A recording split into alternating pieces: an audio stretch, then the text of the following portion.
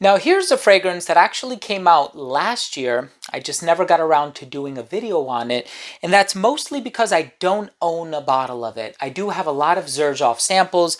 This is one from the Sketchbook collection. It's called Page 33. I'm going to be giving you my first impression on camera today, and I'm very excited to give you my thoughts on the scent, so make sure to stay tuned.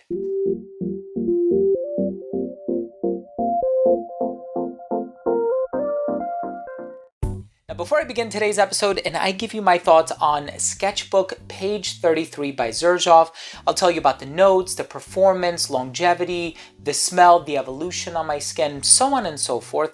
I do want to start the video off first by saying that if you are a fan of fragrance-related content, please do consider supporting the channel by subscribing to it. Hit the bell icon so you could be notified whenever I do upload future videos to the channel.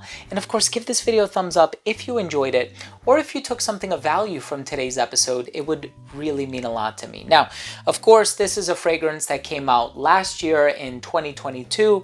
I tried it right when it came out. Down the line, I ended up getting a sample of it, and I have been wearing the sample as well as the previous sample that I owned, and so I do have a pretty good deal of familiarity with it because this is kind of a pseudo first impression. So I've actually tried it before, and I already know that this is one that I want to purchase down the line. I've purchased so many Xerjoff fragrances throughout the years, and a lot of other brands that would fall under the Xerjoff umbrella, whether it be Casa Morati or what have you. But here we have a fragrance that has iris, cinnamon, there's cypress, grapefruit, apple. There's a lot of interesting notes in here, amber as well in the dry down, and this fragrance opens up very sweet. As a matter of fact, the first fragrance that I thought about when I first smelled it was 1 Million by Paco Rabanne.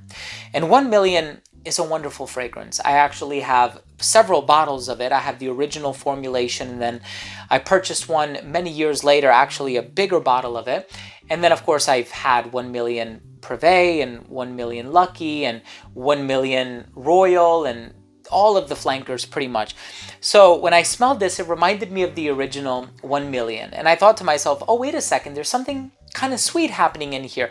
And it kind of makes sense. The apple, the cinnamon. So it does come across rather sweet in the opening, but you can tell there's a lot more happening in here, and it's actually not as sweet as 1 Million.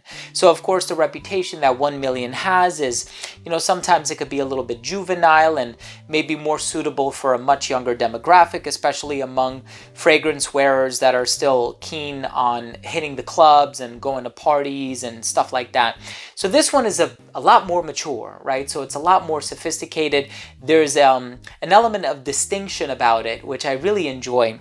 So this one does have the cypress in here, so it tends to become a little bit green, but I feel like that green quality is coming only from the cypress. And the opening is actually quite intriguing because it does have the grapefruit in here. So there's grapefruit, I think there's a touch of pink pepper, so it's a little spicy, a little rosy, but the pink pepper alongside the apple note that's in the opening, it's fruity, it's tart, it's effervescent, but that underlying sweetness is there with the cinnamon and the amber. So here's a fragrance that, in my opinion, would be perfect for a casual scenario, but a formal scenario as well.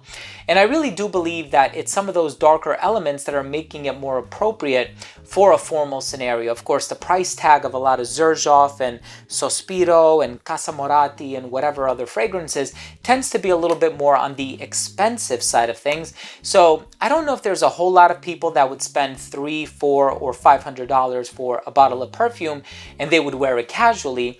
Perhaps not the average consumer, right? If you're a fragrance aficionado or a collector, every day is a special occasion. I got out of bed this morning, it's a special occasion. So for me, I personally enjoy wearing my fragrances all the time without restriction.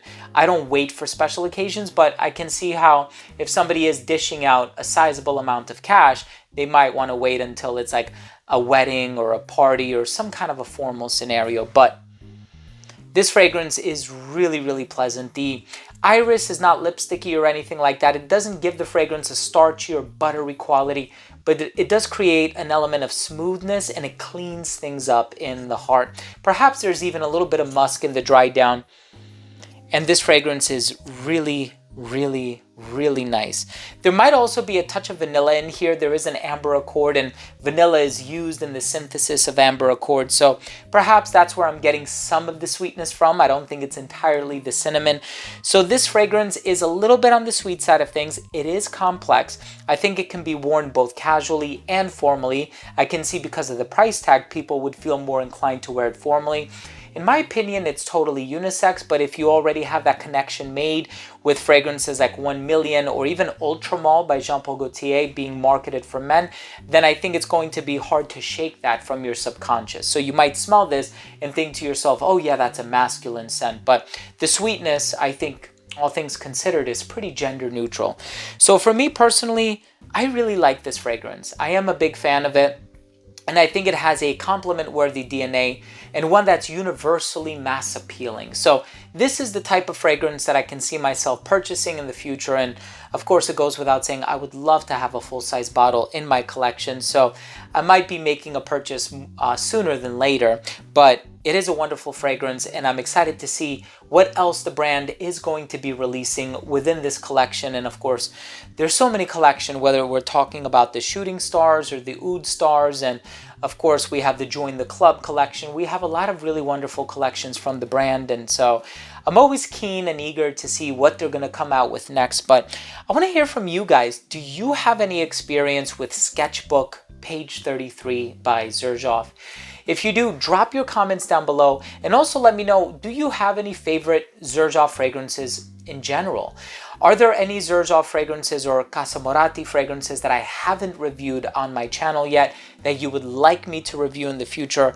Obviously, I own about 2 or 3 dozen Xerjoff fragrances. I have a pretty large collection, and I always make my best effort and a conscious effort to review everything that I get my hands on. And I just saw this sample sitting here, and I said, you know what, let me give it a pseudo first impression for my audience. Hey, thank you so much for watching. I really hope you enjoyed the video. If you did, please do consider supporting the channel by subscribing to it. Once again, hit the bell icon and give this video a thumbs up for the YouTube algorithm. It would greatly assist things. Thank you so much for watching. Love you guys. We'll see you tomorrow.